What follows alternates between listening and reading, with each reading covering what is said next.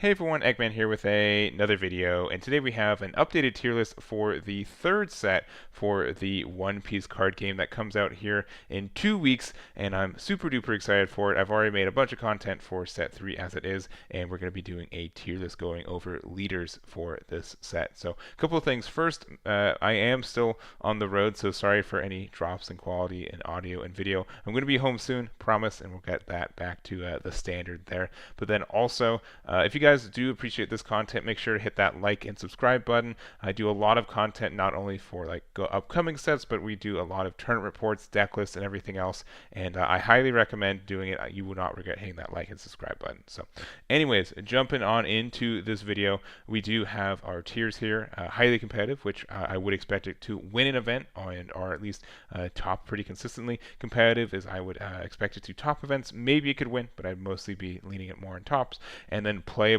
where it is it could top, but I don't think it's going to be super duper good. So that's kind of where we're leaving it there. I also have put a couple of ones in neat, which are essentially ones that I don't expect it to top. I think they're normally the ones that are in this spot do have neat mechanics are named king, but just in the sense that these haven't really been doing as much in North America, at least since topping. I think like Crocodile had like the star deck meta, and like blue purple Kaido like sometimes got some tops in like set 1, but by and large these leaders just really aren't really at the same level as a lot of the other ones, so we're kind of leaving it there. So, but we're going to go over all of the new leaders, and we're going to go back through all of the old leaders that have at least topped in the set 2 meta and just give my thoughts from there. So we're going to start off with Ace, and I think Ace is competitive. I think a lot of people will be on it as well. I think that there are some other maybe better red leaders in this game, but spoilers, set 3 red got like a bunch of more gas for a lot of their stuff. So Ace is still very good in the sense that you're able to do a lot. You use a lot of the cards. The fact that it does have the Whitebeard type is very good too in a lot of ways. I do think Newgate itself is probably just a better leader than it by and large, but it does have some unique things for it. The fact that you get to pitch your events and some unique playstyles. I'm going to put in competitive. I don't think it's going to win an event, but I think it's going to do well from there. So, and then we have Cujo. I really want to put in the neat. Unfortunately, I don't think it's doing as much. I think like maybe if I'm feeling beneficial, we're gonna put in play. We'll put in playable. We'll put in playable. All right. Maybe someone's gonna have a really good day with it and do well. But I think it's a little bit lackluster for what it wants to do. It doesn't really have a lot of synergy with established green cards that we have already, and just the fact that it's also just an archetype that tends to just suspend your own things, which means that it's very easy to get some removal of your opponent's card, your opponent to get removing your cards rather, and it's just kind of in a weird spot. So we're leaving it there, and we're gonna have that, but we're definitely gonna put Arlong, I think, in neat. He honestly is very neat. The fact that he's green and yellow, the fact that you're able to, he's just like a little bit worse of a Dofi, right? I wonder if his effect would be better if it was more of like, look at the top card of your life, and then if it was a card for the trigger, play it, and then replace your life. I'm not sure if that would be better or broken or easier or what have you, but it does kind of stink that the fact that you have to play from your hand, which means you just have a low hand size a lot of the time. The cards you are playing for free, I think, are pretty good for what they are, but it's not super good. The fact that you can't play the 10 drop Big Mom in this deck, at least and get the effect, is kind of rough for it, and it's just missing a little bit something, unfortunately. So we're gonna put that in the neat category. Next we have Nami, and I'm gonna put it in competitive, but I don't know how I feel about it. I don't know if there's going to be a lot of people who are on Nami. I know there's going to be a lot of people that are going to be die hard and only play Nami just because it's such a unique way to win the game. But I don't know how well that's going to translate into tournament top 16s and whatever. So I don't think Nami's going to win an event. I think 1 or 2 is going to have a really good day and be able to get all the mills out and everything. And so I'm going to leave it in competitive. We'll see if that's the right spot for it. I don't think a lot of people are going to be on this deck, but again, people who are going to be grinding the heck out of it. Next up, we have Iceberg, and I'm going to put this in playable. There are some kind of neat things you can do with it. Again, it's also very unique in its own right. And I will say one of my favorite things about this card game is that a lot of these leaders are very unique in their playstyle. There are like a lot that are very similar. Like Luffy and Zoro have kind of similar strategies and just being generic red Straw Hat leaders. But Iceberg's really unique, and I think he does have some good days and some good times where the deck works really well. So we're just going to put him play. We're going to put him above Cujo. He's going to be at the bottom end there. Next up, we have Rob Lucci. I don't know if I want to put him in competitive or highly competitive or not. We'll put him there for now. We'll see if we leave him there. He is really nice. The fact that he is good at closing out games, which sometimes is a little bit tough for Black to do, and the fact that if they have like a big blocker, if you're trying to swing for game and they have a blocker up, you can just put 10 Dawn under Lucci attack, and then they block with it, and they get the restand for free. You just kind of have to make it so you have to have two kind of things out. Also, the fact that we now have two blockers that are really tricky for red to remove now, or you kind of get around. That means that you do have some good defensive prowess for it. So I think Lucci's in a good spot. I think he's better than Smoker right now, so I think that's something we're putting in there, but I think he's in a good spot. The Charlotte Linlin, I almost want to put this in neat. We're going to put in playable because yellow does still have some broken stuff for it. I think that this Charlotte Linlin is just a worse version of the pure yellow version, only because black doesn't really have any good ways. Like there's just not a lot of synergy right now between the two colors to make Charlotte Linlin be like most of the time when you play Charlotte Linlin, you're still just playing all yellow cards, and there's just a few black cards you kind of want to put into it. So I think the leader is neat and it does some fun stuff, but I don't think it's there quite yet.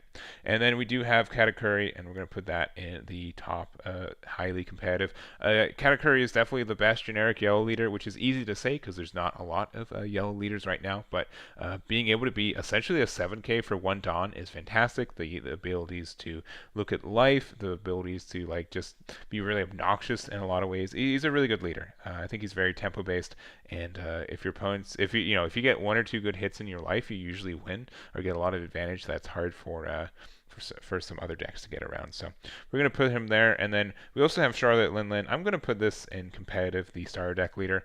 Honestly, I do like the playstyle from Charlotte Linlin more. I think it's more of what my playstyle is, but I would also concede that it's not as solid as Katakuri. I think Katakuri is better consistency-wise, but I think that Charlotte Linlin can be better at a high end, if that makes sense. So it's definitely owns itself to more of a control playstyle, which I like, where again Katakuri can be more control if you want to as well, but I would say that he's definitely more tempo in that way of how you do your things. And again, a 7K swing every time is very good. So we're going to leave that there, and that's kind of just my thoughts for these leaders already. So these are all the set 3 ones as it is. Ace and Lucci are pretty close, and maybe they need to be on the same tier. But we're gonna leave it there. We'll see if I change my mind by the end of the video. So those are those, and let's go into our established leaders, or at least leaders that have done a little bit in the past little bit. So we have Zoro, Boop, he's right there, and also Boop, and then probably just one for good measure, Trafalgar Law. I don't think these three are really going anywhere anytime soon, which is good or bad depending on who you ask. Zoro just got better. Red just got generically good cards that probably should have been leader locked, but they definitely weren't, and they just were able to do some really good stuff with it. So we're going to leave them there. I don't think that's a big surprise. Trafalgar Law, I think, is going to be a leader again that people will have to figure out what the meta looks like. So probably the first couple weeks it's going to be a little bit lackluster, and then by the end of the meta, like we're seeing here in set 2, it's going to be pretty good again. So we're going to leave that there. Even though we don't have a lot of the good red tools, I don't think Trafalgar Law will necessarily be taking advantage of as much as Zoro or Newgate will, but it's still in a good spot. So Luffy, we're just going to put in red. I think in competitive, Luffy's great. But I think that if you want to play red, I think Zoro or Newgate is just better for where it is. I think people will be playing Luffy. I think Luffy will be getting tops, and he could even get some wins. But I also think they're just wins that you could have gotten by playing Zoro with the same stuff, if that makes sense. So we're going to leave it there. Obviously, I'm a big fan of Luffy in this game, but I think he belongs there. And then Garp, I actually have a fun little build with Garp too, which, again, make sure to hit that subscribe button. I'm going to be dropping most of my deck lists, if not all of them, in the next couple weeks before the set drops, so make sure to be on the eye for that. But there's some neat stuff with it. Again, since he's red, you get to get some advantage of some of the broken cards that we get from this set and be able to use them. So I think Garp's in a good spot as it is. Again, I think he's just a worse version of like Newgate, but you could play him and you could do you can beat some other decks if you want to. Odin, we're gonna put down into neat. He did get some tops, which is kind of why I put him, had the onus to kind of talk about him. But I don't think he's in a good spot right now. Kinemon, I think Kinemon's the same thing. He might deserve to be in competitive, but I don't think he got anything from this set, and he's been kind of waning in popularity in a lot of ways. So I'm just gonna put him there. I think again, Kid's just still good. Honestly, I've still seen cases where people are pretty much just playing starter deck 1 cards, and they're still doing very, very good with Kids. So there's more removal in set 3 as we're seeing more and more removal, which again kind of impacts Trafalgar Law a little bit in that sense. But I think Kid is still in a good spot. Emporio, I think, is unfortunately not as good as it was in set 2, which is waning as it was anyways. I think Dofi's still kind of fine and competitive. I think people will probably be playing it every once in a while and be doing some good. And again, Blue did get some generic tech cards. We do also have a card with Rush in Blue, which I'm not sure if they're finding space for that in their list, but that can be pretty impactful there. We also have Magellan and Z. I think both these deserve to be in playable. I think they're really neat. Neater than neat. I think they're super neat, I guess. Playably neat. I haven't looked at Z since this meta coming out because, I mean, you can run the CP9 stuff in if you want it. The only thing that's really leader locked in that deck is the air door, which you don't have to run anyways. So there's just some neat stuff I want to try out and test with that one. But there's that. Kaido, I don't think Kaido's going to top in this meta. We'll find out. We'll find out if that. Kaido also may or may not. We'll put him playable. We'll put him playable. But Kaido still might unironically be the best purple leader, which is really sad. Which is really, really sad if you think about it. That he is maybe the best purple leader in the game right now, and there's like purple just hasn't gotten a real identity outside of like the Don Midas effect, which is neat on its face, but it just kind of holds it back from a lot of other stuff. And then Smoker, I think Smoker's still very good. I think you can even run like some of the new stuff. We obviously got some new marine stuff in it too that you get to take advantage for. So I think that is a good spot. So let me see if I rearrange anything. All right. This is the end. You guys probably just skipped to this part anyways, but the real quick overview of the tier list here. So we have Zoro, Newgate, Trafalgar Law, pretty strong in this meta still. So hope you guys still like these guys because they're really good, even though the boat got banned. And then we have Katakuri, which I think is the strongest yellow leader that we have. Lucci, I think, is a little bit better than Smoker. I think both decks can pretty much run the same stuff if wanted to. Lucci is more of just kind of tempo, where I would say that Smoker is more generally control based. So and I think that's a little bit tougher for Smoker to do in this meta. So I think Rob Lucci is a little bit better, but you can still use Smoker with the CP9 if you want to. So go for that. We also have Ace, which I might be putting him 1 too low. He might be able to be up and highly competitive. Don't let me stop you from playing Ace. He's a good leader and is a good deck and archetype. I just think he's a little bit clunky compared to Newgate and Zoro. Luffy's great. I think he's just the worst red leader in this set, so compared to the rest. So we're leaving it there, which is not saying a lot because all the red leaders are very good. So Charlotte Linlin, which I think is great. I like it more than Katakuri personally, but I think it should probably be in competitive. Kid is still strong, and then Nami and Dofi is some blue decks, and then playable Kaido, pretty much just everything else. Nothing here I think is too great right now, and I'd be pretty happy to see if any of these topped, because it's not something I'd really expect from some of our tournaments here. So anyways, that is going to be our tier list today. Thank you guys so much for watching. I do appreciate it. If you made it this far, make sure to hit that like and subscribe button, and that should be it from me. So thanks again for watching, and I'll catch you all next time. Damn it.